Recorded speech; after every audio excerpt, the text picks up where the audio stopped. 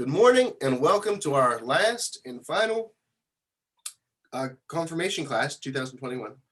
Obviously, confirmation class is just the beginning. It's not even the tip of the iceberg. It's just like you felt the ice for the first time.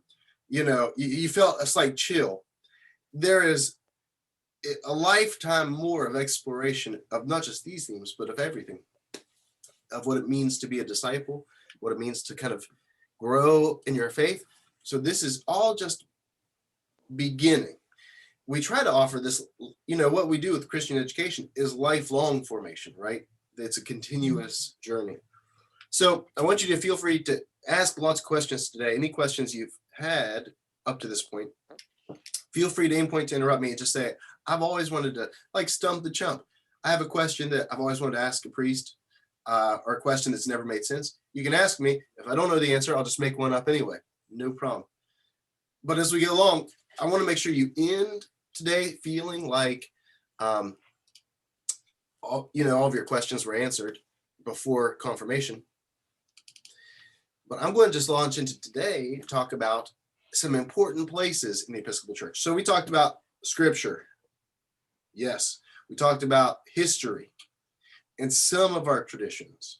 Yes. We talked about the Episcopal Church, kind of the federal level, Episcopal Church, kind of state level, and got into a little bit of Episcopal Church, kind of most local level, St. Thomas.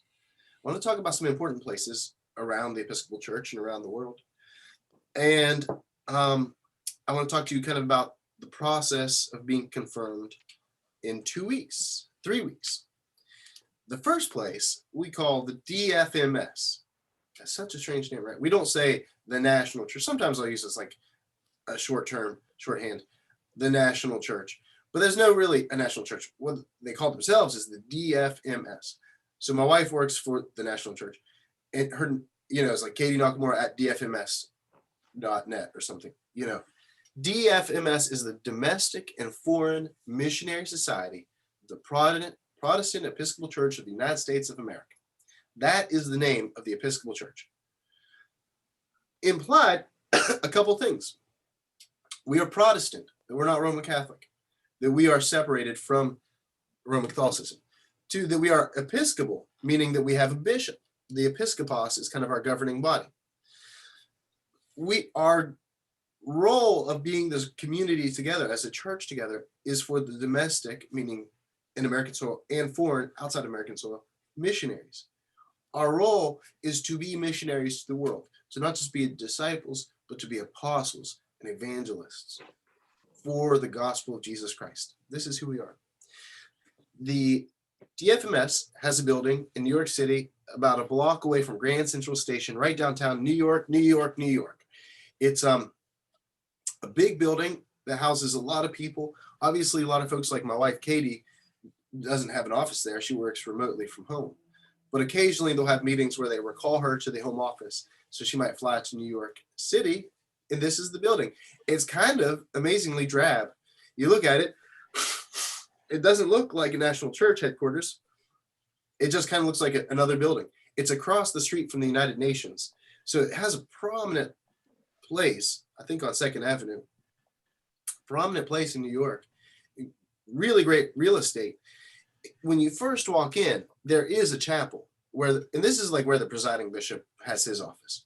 There is a chapel when you first walk in, and they do have, I think, morning, afternoon, and evening prayer almost every day in the chapel.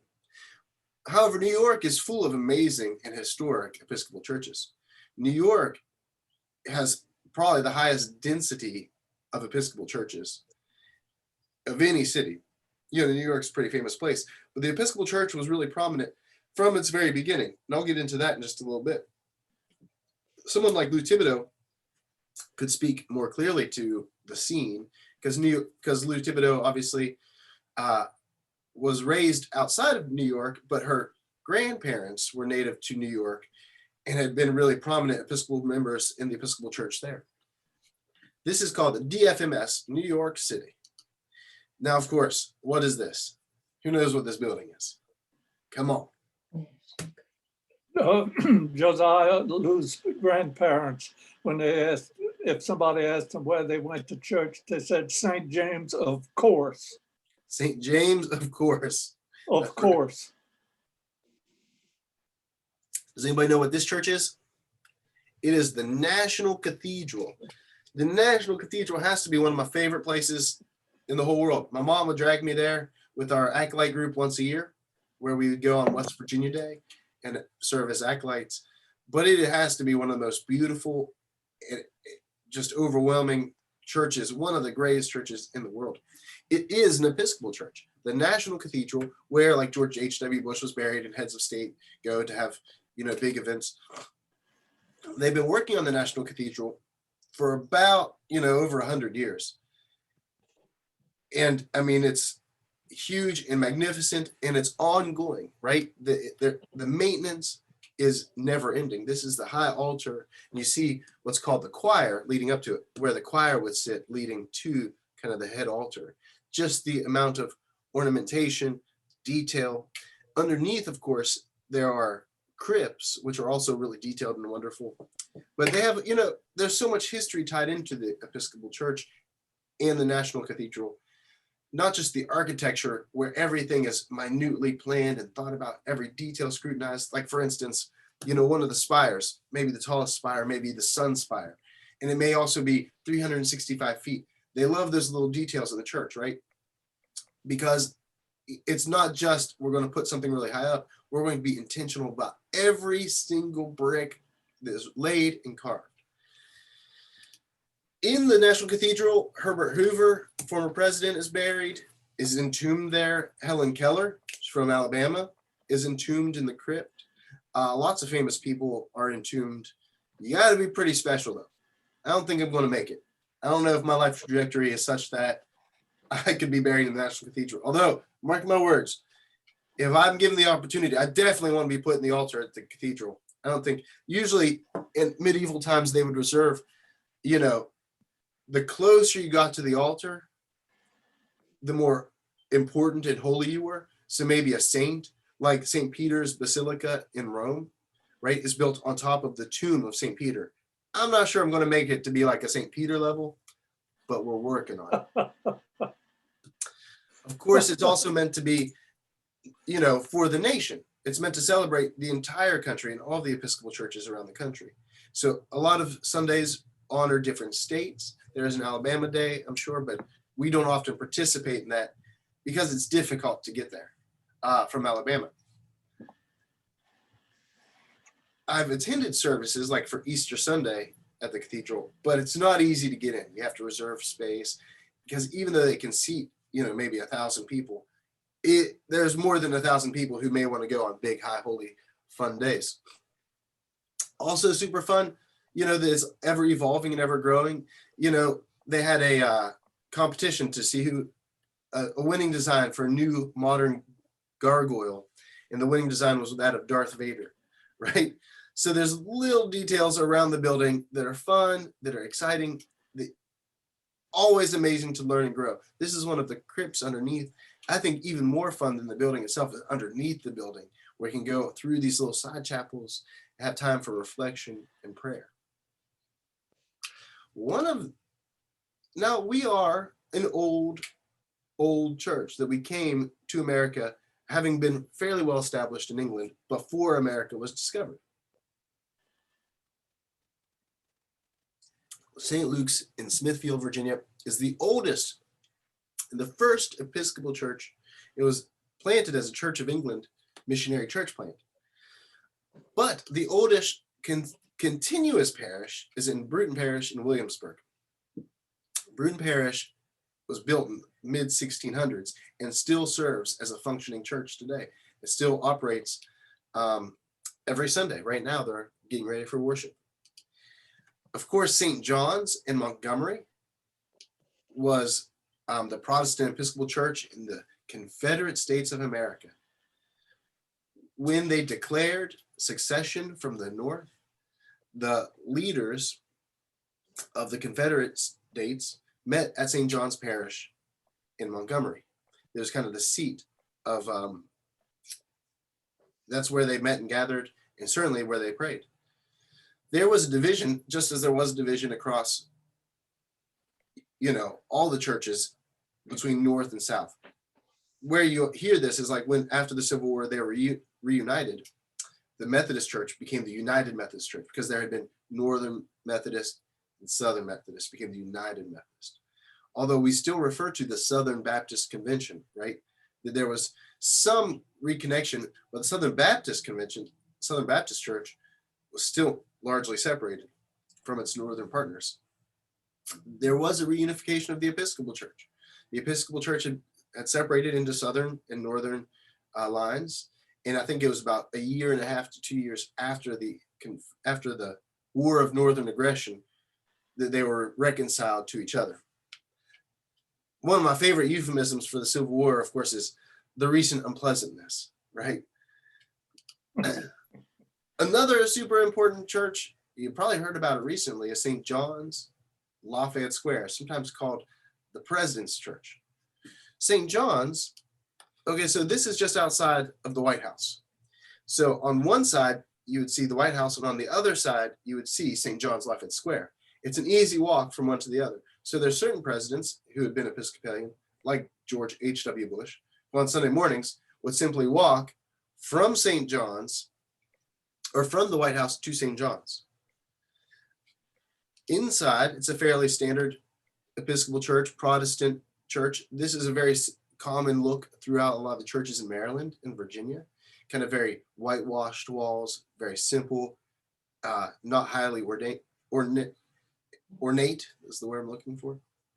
You heard about St. John's Lafayette Square recently because you remember during the Black Lives Matter protests, there were rallies in this Lafayette Square outside the White House. They were protesting last year at this time, and President Trump at that time, right, got together a bunch of police officers and troops, and they cleared Lafayette Square.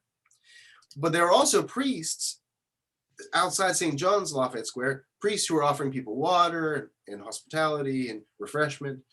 And y'all remember, as they kind of cleared Lafayette Square, because it's awfully close to the White House, they also cleared St. John Episcopal Church, maced and sprayed a lot of the priests.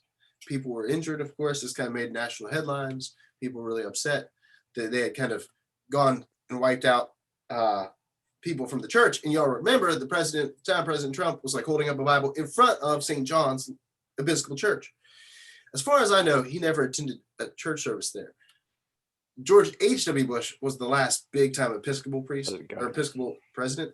Although George W. Bush worshiped there on occasion, Bill Clinton on occasion would go in, Barack Obama on occasion, on big important moments, Barack Obama would go and say prayers at St. John's. I have a friend who was working there his last year of seminary as kind of an intern, and he was giving his first sermon ever, the first sermon he's going to preach. And it was shortly after 2008, and he looked out and realized that Barack Obama was sitting in the front row surrounded by Secret Service. So not just was he nervous to preach his first sermon, but he's nervous to preach to the president himself. The first church in Alabama was St. Paul's, Greensboro, and the priest there was Nicholas Cobb. I don't know if y'all been to Greensboro, but this is where we have Sawyerville, where we go and do this ministry where we feed kids, we feed the volunteers who service Sawyerville. It is the catfish capital of Alabama. We lived in Eutaw, Alabama, just about 20 miles outside of Greensboro. In the mid-1800s, Eutaw, Alabama was the wealthiest county in the United States because this was plantation country. This was plantation area that really engendered a lot of wealth from cotton, from really off of, slavery. And Greensboro was an extremely prosperous town as well. Today, of course, this whole area, known for its black soil, is called the Black Belt because of that fertile planting material. A lot of that area now is tree plantations. It's probably better known for its hunting and outdoor recreation. It's better known for its tree cultivation and its wood and paper plants. Nowadays, Eutaw and Greensboro are very small towns, but they still have beautiful and amazing Episcopal churches. St. Paul's in Greensboro is one of the nicest places you'll ever go into. It's highly ornate on the inside, just masterfully created and cultivated. The worshiping community is probably 20 people or 25 people, on a Sunday. So now it's small, and I think a lot of those black belt towns reflect that. If you go to Sawyerville and help out, I would encourage you to also check out St. Paul's in Greensboro. It's usually unlocked. And of course, there's like little cottage industries like, the Pie Lab that you should also stop at and get a nice slice of pie. Richard Hooker Wilmer, the second Bishop of Alabama, used to visit churches on horseback and would just go wandering about to visit as many churches as he possibly could, right? He had shut down the Episcopal Church in protest of the government, but Andrew Johnson, by presidential decree, reopened all the Episcopal churches of Alabama after 1 year. I forget exactly, it was after the Civil War, and I forget exactly why Richard Hooker Wilmer was so disgruntled. Maybe it was in part because of the Civil War and his disagreement with the loss. But I thought it was really profound and interesting that the President of the United States would step in and force the diocese to reopen our churches. But somehow the Episcopal Church was prominent enough to garner that kind of attention. Of course, if you come to Birmingham, Alabama, Birmingham, Magic City, really took off in the early 1920s, of course, around the industry, around the coal and, the steel industry, right? It's because of local sources of coal and iron ore. They're able to produce steel, the steel city. Pittsburgh of the South is a planned city, and part of that plan was building this Church of the Advent. It became the cathedral in the late 1970s, early 1980s, after lots of debate and maybe even consternation. To be a cathedral, it means it holds the seat of the bishop. Okay, every church has a bishop's seat in it. There's a seat that we have at the altar that has a bishop's mark on it. And it's the bishop's seat, meaning pretty much only the bishop's supposed to sit there. And then when the bishop comes, we give that to the bishop. But to have the seat of power, it makes it the cathedral. It means it's the place where they exercise most of their ministry, where they preach the most, where they serve the most. So for instance, when we have, let's say this coming December, 2021, we're going to ordain all of the deacons who are being made priests and all the people who are made permanent deacons. So I think there's going to be 9 or 10 people this coming December. We won't hold that at St. Thomas. We won't hold it at St. Mary's. We're going to hold that at the cathedral because that's where the bishop exercises kind of her most bishoply power. So the Advent Cathedral is right on the corner across from Lynn Park. Have y'all been to the cathedral? It's beautiful, highly ornate. Kind of has weird looking floors to me, like these pink flowers on it. But it's beautiful. Besides the floors, it is beautiful. It has a school, has a day school. My wife went there, I think, through 2nd grade to the Cathedral School of the Advent. And it is an important part of our ministry at St. Thomas. VTS. Excuse me. Virginia Theological Seminary. That's where I went to seminary. This is a picture of the ruins of the old chapel and the new church building. I think I talked to you last week or the week before about the chapel that had been built in 1823. One day before lunch, we had chapel service and they used a bunch of incense. After they were done with the incense, the guy who was in charge of the incense put it in the sink, washed it with some water, wrapped it up in a paper towel, and threw the incense in the trash can. Well, while we were at lunch, a little ember in that charcoal continued to burn, caught the paper on fire, caught the trash can on fire. This old church, the roof was probably made with mostly tar anyway. So as soon as the fire got to the roof, the whole roof just exploded in a giant fire, So we were in class and saw these fire trucks rushing around. We came out and it's like watching an act of God. This huge church building just completely consumed by fire. And there's nothing you can do except stand by and watch. This was a church where Robert E. Lee would go to church. The church had been turned into a field hospital during the Civil War. The church had been founded by people like Francis Scott Key, who wrote the Star Spangled Banner. It was a significant church. This is where when Gerald Ford was president, but before he moved into the White House, his helicopter would land at this church grounds because it's the only place around his house where a helicopter could land and pick him up every day and drop him off. Also, this is where like John McCain, we share a property with an Episcopal high school where John McCain went to high school, and lots of politicians and lots of children of politicians go to school there even today. Virginia Theological Seminary, built in 1823, was the second Episcopal church in America. It was built largely with slave labor. It was built in a rural part of Virginia, just outside of Washington, D.C., at a time when Washington, D.C. was much smaller than it is now. Nowadays, Alexandria, right, has grown up around the seminary. I would often meet people around D.C., and I'd say, oh, I go to the seminary, and they say, oh, like, is it near Seminary Road? It's like, yeah. Like they named the road after the seminary, right? Because it has a huge presence and a huge, several hundred acres of land that has all been developed in every area around the seminary. But it just happens when you buy a cow field in 1800 and then Washington, D.C. grows around it, it becomes a nice piece of land. Virginia, so seminaries for us, I meet Baptist ministers all the time who say, oh, I went to seminary too.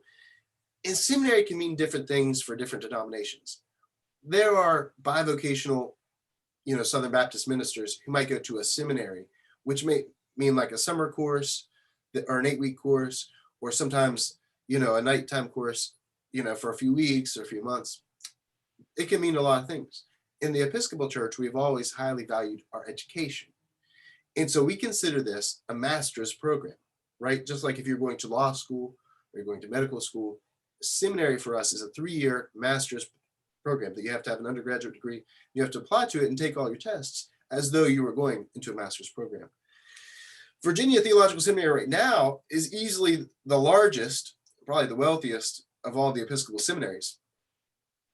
And certainly has the most land. I felt like it was going to Hogwarts, right? It felt kind of like Harry Potter and going and living in this magical place, this wonderful institution. Obviously, it's also where I met my wife, so good things flow out of there for me. It's still one of my favorite places to go and worship. General Theological Seminary is in New York, New York. It is the oldest seminary in the country. It beat the VTS by maybe 5 or 6 years, so it's not a big difference, but it's built in the early 1800s, I think 1817, 1819. The library houses the Desmond Tutu Center, where they have a lot of the writings of Desmond Tutu. Desmond Tutu, I think Desmond Tutu might live in New York City. His daughter lives in Alexandria, and they attend a lot of events at Virginia Theological Seminary. But I think the Tutu Center for Race and Reconciliation is housed at GTS. Desmond Tutu is this famous and important, not just historical figure who's still alive, but he was the Anglican bishop, Archbishop of South Africa during apartheid, and really helped with Nelson Mandela move South Africa out of apartheid and into healing. Sewanee, the University of the South, is owned by a conglomeration of Southern dioceses, Alabama being one of them. So there is a university at Sewanee, which is the University of the South, and lots of people go there. It's up on the Holy Mountain outside of Chattanooga, but it's also a seminary, and for us, it's maybe more well known for its seminary. But we have a lot of, I meet people all the time who just go as undergraduates and attend there. Sewanee is amazing. Has anybody ever been to Sewanee? Yes.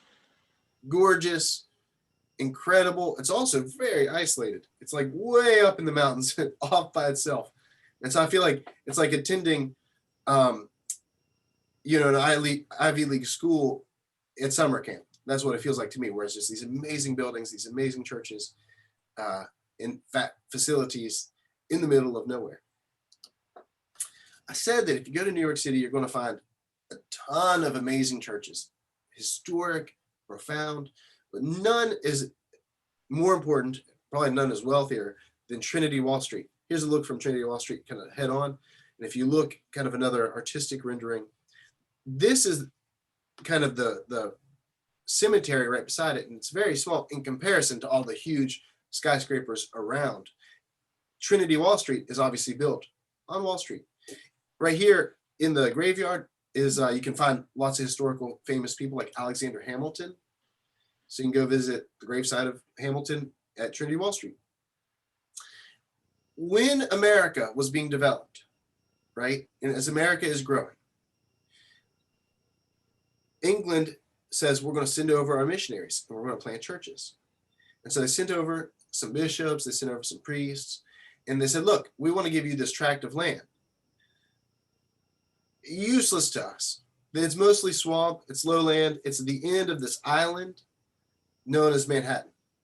It's not valuable to the crown, not valuable to the king. So we're going to give it. It's along this wall that was built to keep out Indians. Indians would be on one side of the wall. People were trying to settle on the other side. They later called that Wall Street. They gave most of the land on that wall to the Anglican Church. They had the historic significance was that this is a way to kind of have property, have land, start to develop the Episcopal Church and spread it out across the country. And the price the Anglican Church was charged was 1 peppercorn a year, hand delivered to the king. So the rector of the church made I have a friend whose uncle had been the rector of Trinity Wall Street, and he said as late as like the early 1990s, this was still happening, that once a year, the rector would go and present a single peppercorn to the queen in payment for this land. Well, it turned out that Wall Street became fairly valuable land.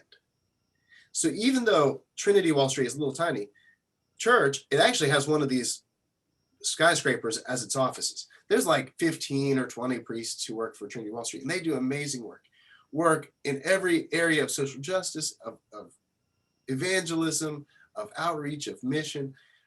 They do amazing ministry. They're also the second wealthiest institution in the world. The Trinity Wall Street owns most of the land of Wall Street, which is like a very valuable property. And so they make a lot of money from rent every year. That wealth, they're the second wealthiest institution in the world behind the Vatican. Only the Vatican probably has more assets and more wealth, which is like a pretty big deal. It's for this reason that the Episcopal Church is able to do a lot of its ministry and mission around the world. This wealth is given to the national church that empowers a lot of the really profound and rich and amazing work that we do. It also is probably what helps some of the seminaries grow and stabilize. It also helps a lot of things like the National Cathedral have the funding it needs to be developed. So Trinity Wall Street, you might walk past it someday as you're touring New York and say, oh, they're just kind of an old small church in the middle of nowhere. It's like, well, it's kind of a big deal. If you go to San Francisco, man, who doesn't love San Francisco? San Francisco, unless I had to pay rent there, man, I could go every day of the week. It's not just amazing culturally, it's fun to visit different restaurants and eat there. Just a wonderful climate. You could also visit Grace Cathedral. I think this is called Nob Hill. Somebody can correct me if I'm wrong. I think it's at the top of California Street. Well, you know, San Francisco has these huge rolling hills, and this is on top of one of the tallest mountains or tallest hills in San Francisco, just overlooking Chinatown.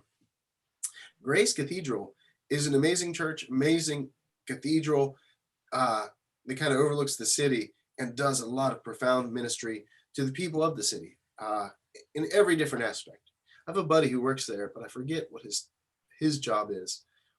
He's a priest on the staff. St. Martin's in Houston is the largest Episcopal church, the largest Episcopal congregation in the country. This was the church where George H.W. Bush went after he retired from being a president. But church has, 5,000 or 6,000 members. Everything's slightly bigger in Texas. And so they got a lot of members, and they do a lot of really profound and good work. The rector there, Russell Levinson, is from Birmingham. He was the priest at St. Luke's in Birmingham before he went to St. Martin's. It's a nice connection.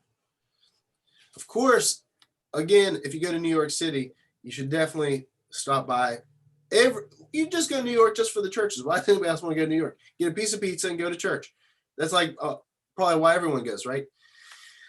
They wanted to build a church to the glory of God.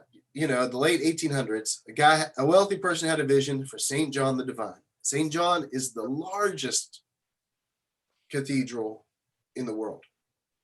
Now, you say, hold on a second, Josiah. What about St. Peter's Basilica?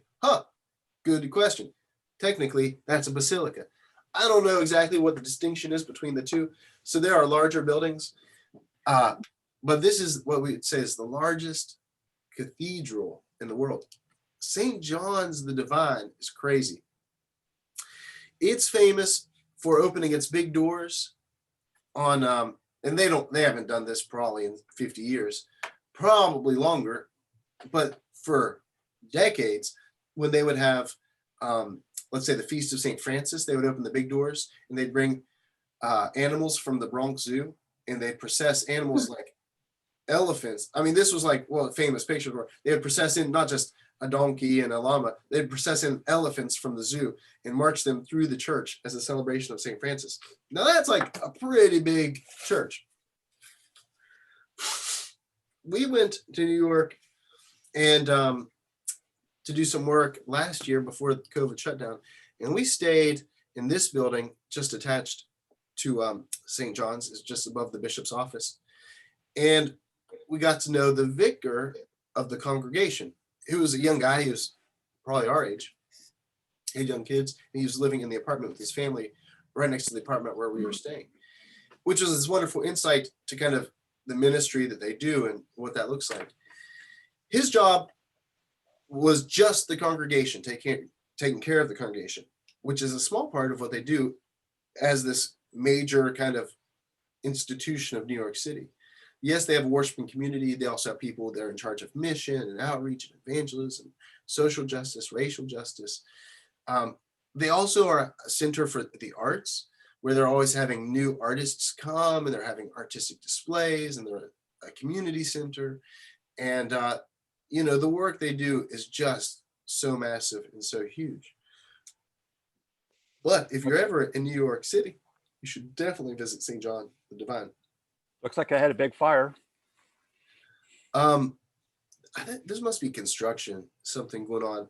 No, I'm talking about the dome. That was a steeple in your first picture. Oh, you know, I think that was the artistic rendering. It's real strange. There's a dividing line, and there's two sections of the church. If you look kind of where the dome is in back, that was the original, the first part of the building, and then like they ran out of money, and then they built a second addition onto the front. It's a whole different design, and it's a whole different style, and it started like 30 years later. And so the architecture is kind of funky, and but it is something really unique and special in the world. Why am I talking just about churches in America? Because we've talked about this before. The Episcopal Church is uniquely American. That we are not the Church of England, although we have connection to the Church of England. We are uniquely, as an American church, as an Episcopal Church, American. We do have like an American Episcopal convocation in Europe. So there are some churches. There's one in Paris, in Germany. I think there's one in Rome, where we do have Episcopal churches, not Anglican churches, but Episcopal churches sent as missionaries, and especially to expatriates who are living abroad. But really, the Episcopal Church, while we do a lot of missionary work around the world, you know, we are American. Last week, I started talking about St. Thomas, talking about what's the rector do, kind of just a little bit of everything. We talked about the vestry last week. It's the legal arm of the church, kind of like the board of directors. But what do we say is our work at St. Thomas? What do we do? What matters to us most? Well, it's a three-pronged attack, like a trident. Worship, fellowship, and outreach. We gather together because we love God and we worship God. If we didn't love God, what would be the point of coming every Sunday morning to sit in hardback pews outside, right, through long and tiring and endless sermons? We do it because this is how we connect to God. It's a way that we give thanks to God, that we express gratitude to God. We find peace through God, reconciliation, mercy, all of these things. We come to worship. But hey, while we're at it, let's get to know each other. Let's make friends. Let's create community. Let's develop neighbors, people with whom we can share our lives.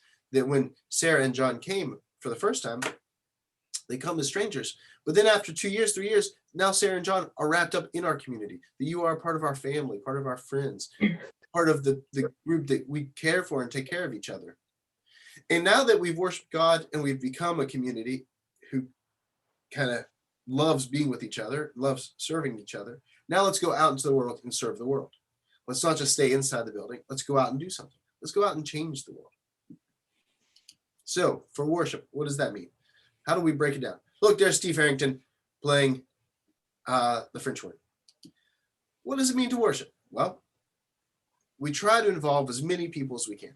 Sometimes it feels like the Josiah and Lou show, because sometimes like we seem most prominent, but we're trying to incorporate as many people as possible.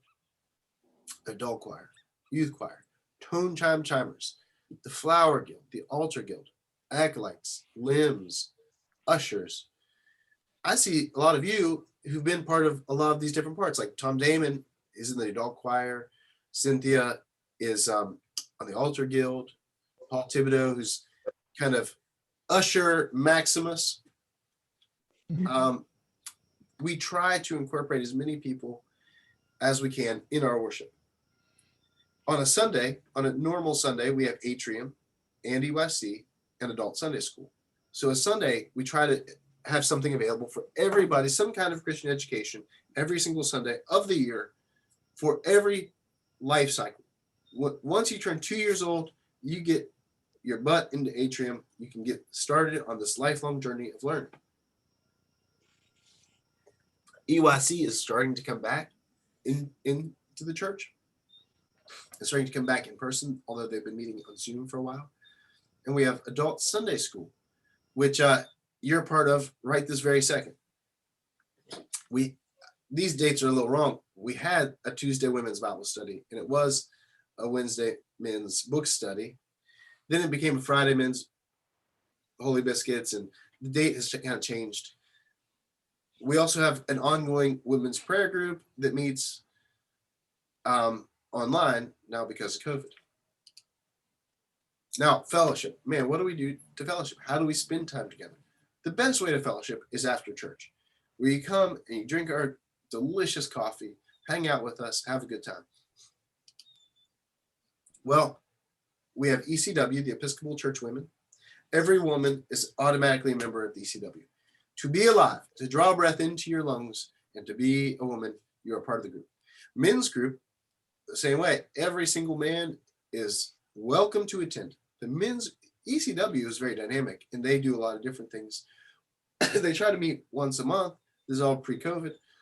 In the ECW, could have meal together, or fellowship together, or project together, or some objective they're trying to reach together. Men's group is fairly more simple. We're going to get together, have a beer or a glass of wine, hang out for 30 minutes, and then eat a meal over a few hours and just, talk, spend time together, get to know each other. We have a Sunday night EYC. That's where the youth can come together and let loose. That's less formal than our Sunday morning youth meetings and youth education. EFM, something even education for ministry. Is that it? EFM is a Bible study that's actually created by Sewanee School of Divinity. EFM is this really intense 4-year program that you have to sign up for, pay for, be really involved and engaged in. And also, we try to do things like Camp McDowell, where we take a church retreat where we go together and we hang out and we have a good time and we really just spend time getting to know each other. Okay, so now we're all buds. Now we all love each other. Now we're a happy, healthy church. Everything's great. The lights are on. How do we go out and serve the world? How do we do ministry? Well, Habitat for Humanity, not every year, but kind of like in waves. As people get inspired, we go and work on Habitat for Humanity. houses together. Greater Birmingham Ministries is GBM, is a ministry that we support by sitting down counselors, teachers, sending them resources, helping advance their ministry. The Abbey, we continue to serve the Abbey. Sarah Mayfield has been going down and helping serve breakfast on Tuesday mornings to the folks who live around the Abbey, people who live in the streets, come and get breakfast and lunch. Thank you, Sarah Mayfield, doing God's work. We serve meal every year to Sawyerville, to the volunteers of Sawyerville, so that we can kind of be engaged with that ministry and sustain them. We have things like the Giving Tree, and we try to have some kind of outreach opportunity every month. This is really Lou's work. My work is more focused on worship and fellowship, and Lou's work is more focused on outreach and mission. All right, I've been talking forever. I'm going to lose my voice before the end of the day. Friends, let me pause there. We've covered so much. What is it that if we end our meeting and you haven't asked this question, you will say, I really am upset I didn't ask this question while we had the chance during confirmation?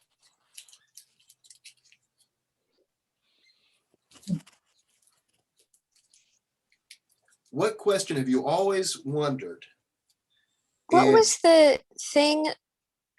What was it called? The thing that they had to give the queen each year for the land?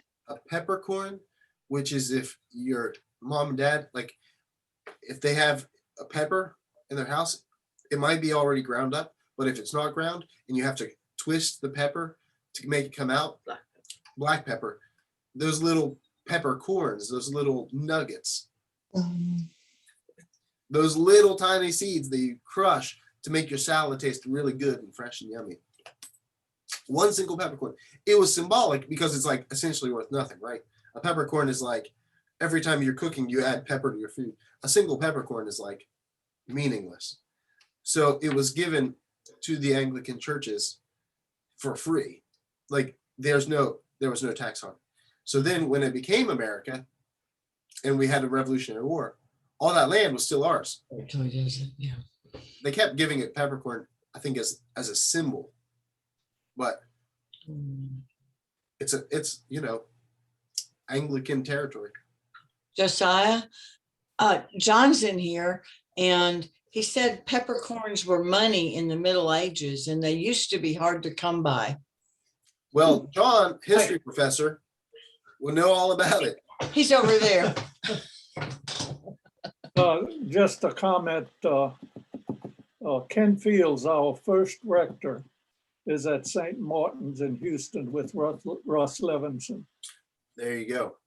There you go. So we have even a closer to home connection to St. Martin's. That the founder of St. Thomas is there. See you in a few minutes. Yeah, We will see I'm you. down there. Well, we will meet before confirmation on the Sunday when the bishop comes on April 11th.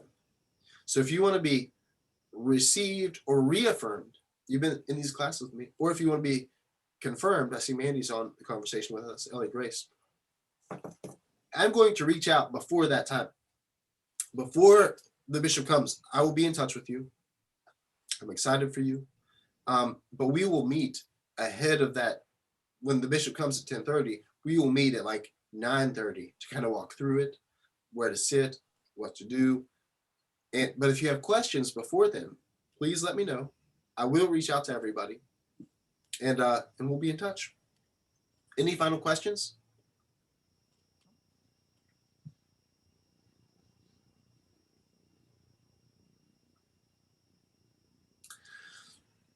All right. Go in peace to love and serve the Lord.